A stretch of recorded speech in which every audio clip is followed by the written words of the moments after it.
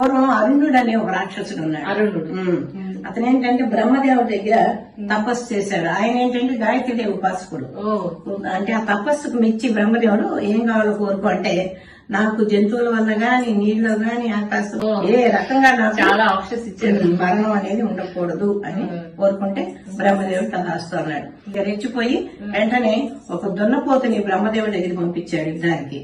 ఆయన కంగారైపోయి ఇదేంటని చెప్పి వెంటనే వెళ్ళి శివుడికి మొరబెట్టుకుంటాడు. ఇక విష్ణుమూర్తి శివుడు వీళ్ళందరూ ఆలోచించి అప్పుడు ఈ శక్తి అమ్మవారిని గాయత్రీదేవిని పంపుతారు.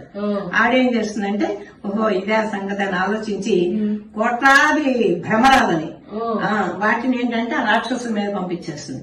అవన్నీ జుయ్యి జుయ్యి అని తిరుగుతుంటే వాళ్ళకి ఏం చేయాలో కంగారు అయిపోతారు. రాక్షసులు ఊహించలేదు, అన్ఎక్స్పెక్టెడ్ గా ఇవి అన్ని వచ్చి కుట్టి కుట్టి చంపేస్తాయి.